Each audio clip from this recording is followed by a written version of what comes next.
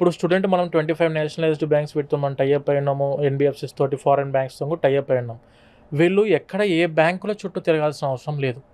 మన వీసోర్స్ ఆఫీస్కి వచ్చిన ప్రతి ఒక్క స్టూడెంట్కి కానీ, ప్రతి ఒక్క పేరెంట్కి కానీ, మనం ఏదో టైఅప్ అయిన బ్యాంక్స్ ఉంటామో ఆ బ్యాంకుల యొక్క education loan department team members ఎవరైతే ఉంటారో వాళ్ళందరూ కూడాను మన ఆఫీస్లోనే గ్రౌండ్ ఫ్లోర్లో అందుబాటులో ఉంటారు. ప్రతి ఆఫీస్లో డైరెక్ట్గా బ్యాంక్ వాళ్ళని ఫేస్ టు ఫేస్ కలవడానికి అవకాశాలు మనము వీసోర్స్ తరఫు నుంచి ప్రతి ఒక్క పేరెంట్కి అందిస్తున్నాము with very low interest rate. Interest rate అంటే మామూలుగా ప్రతి ఒక్క పేరెంట్కి ఇప్పుడు సరే ఎడ్యుకేషన్ లోన్ మీరు ఇప్పిస్తా అంటున్నారు, మరి దాని మీద ఈఎంఐ ఏ విధంగా కట్టుకోవాలా, దాని ఇంట్రెస్ట్ రేట్ ఎలా ఉంటుందని చెప్పి డౌట్స్ ఉంటాయి. ఎడ్యుకేషన్ లోన్ అనేది 8.5% నుంచి start madam, with a very reasonable లో ఇంట్రెస్ట్ రేట్ 8.5. అంటే మనము మన ఇండియన్ టర్మినాలజీలో రూపీస్లో మాట్లాడుకుంటే 75 పైసా, 75 పైసల నుంచి ఎడ్యుకేషన్ లోన్ అనేది అందుబాటులో ఉంది. ఇది depending on the student CIBIL బట్టి మనకు ఇంట్రెస్ట్ రేట్ అనేది ఫ్లోటింగ్లో ఉంటుంది, మారిద్ది. అండ్ ఈ ఈఎంఐ ఎలా కట్టుకోవాలి, ఇప్పుడు స్టూడెంట్కి డబ్బులు కట్టిన వెంటనే ఇప్పుడు బ్యాంక్ వాళ్ళు డిస్బర్స్ చేశారు అమౌంట్, ఎడ్యుకేషన్ లోన్ వచ్చింది, యూనివర్సిటీకి ఫీజు డిస్బర్స్మెంట్ అయిపోయింది బ్యాంకుల తరఫు నుంచి. ఈ అమౌంట్ నేను ఎప్పుడు కట్టుకోవాలని చెప్పానంటే కోర్స్ డ్యూరేషన్ వచ్చేసి 2 years. దీని తర్వాత ప్రతి బ్యాంక్ 1 year గ్రేస్ పీరియడ్ అని చెప్పిస్తారు. అంటే 2 years కోర్స్ అయిపోయిన తర్వాత 1 year relieving period are grace period అనుకోవచ్చు మనము.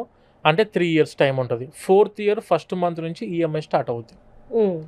ఇవన్నీ కూడా మన వీసోర్స్ తరఫు నుంచే మనం హెల్ప్ఫుల్గా ఉంటాం మేడం స్టూడెంట్స్కి. ఓకే. సో కన్సల్టెన్సీ అనగానే చాలామంది పేరెంట్స్ అండ్ స్టూడెంట్స్కి ఉండే పెద్ద భయం ఏంటి అంటే ఫస్ట్ అడుగులు పెట్టిన వెంటనే వీళ్ళు నా దగ్గర ఎంత తీసేసుకుంటారు, నన్ను ఎంత అడుగుతారు డబ్బులు అంటే ఫస్ట్ నాకు తెలిసి స్టూడెంట్స్ మీకు లోపలికి ఎంటర్ అయిన వెంటనే నేను ఎంత కట్టాలి సార్ ఫస్ట్ మీకు అని అడుగుతారు కదా, ఒకసారి దాని గురించి చెప్పండి మేడం. ఒకటి, ఇప్పుడు స్టూడెంట్స్ అబ్రాడ్లో మాస్టర్స్ చదువుకుందాం అని చెప్పి మన ఆఫీస్కి ఎవరు వచ్చినా కూడాను, ఇప్పుడు యూకేకి వెళ్దాం అనుకునే స్టూడెంట్స్ ఉన్నారు, వాళ్ళకు ఏ యూనివర్సిటీ అప్లికేషన్ పెట్టినా ఏ ప్రాసెస్ చేసినా కూడా విత్ 0 కాస్ట్, ఒక్క పైసా కూడా మనం ఛార్జ్ చేయం.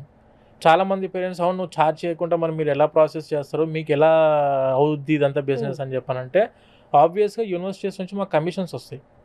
ఆ కమిషన్స్ మాకు ఎప్పుడు అంటే స్టూడెంట్ వెళ్ళిన 6 months తర్వాత యూనివర్సిటీ వాళ్ళు మాకు కమిషన్ రిలీజ్ చేస్తారు. ఆ కమిషన్ మేము డిపెండెంట్ తప్పించి we're not dependent on any of the student money processing fees ఆ టైప్లో మనము ఎటువంటి ఇది ఛార్జ్ చేయమండి. యూకే కంట్రీకి అయితే మనము we're giving the discounts for the EPT exams. మనం ఏంటంటే డైరెక్ట్గా తెలంగాణ అండ్ ఆంధ్ర స్టేట్కి we're the regional partners for Duolingo and TOEFL. ఇప్పుడు ఈ 2 ఎగ్జామ్స్ ఏంటివంటే ఇంగ్లీష్ ఎగ్జామినేషన్స్. ఇవి బయట కంట్రీస్లో మీరు వెళ్ళి చదువుకుందాం అనుకుంటే ప్రతి స్టూడెంట్ కూడా ఈ ఇంగ్లీష్ ప్రొఫిషియన్సీ టెస్ట్ అనేటివి రాయాల్సి ఉంటుంది. లైక్ ఇప్పుడు యూకేకి అయితే ఇవన్నీ అవసరం లేదు మేడం, డ్యూలింగో అయినా టోఫెల్ అయినా ఐఎల్స్ అయినా ఏ ఎగ్జామినేషన్స్ కూడా యూకేకి అవసరం లేదు. But when coming to if you are planning for యూఎస్ఏకి ప్లాన్ చేస్తే మాత్రం ఖచ్చితంగా ఎనీ 1 ఈపీటీ ఎగ్జామినేషన్ రాయాల్సి ఉంటుంది. It may be for IELTS రాయాలి ఆర్ డ్యూలింగో ఆర్ టోఫెల్. మనం ఏం చేస్తున్నామంటే టోఫెల్ ఎగ్జామినేషన్కి around we are giving the discount of up to 4,500 rupees.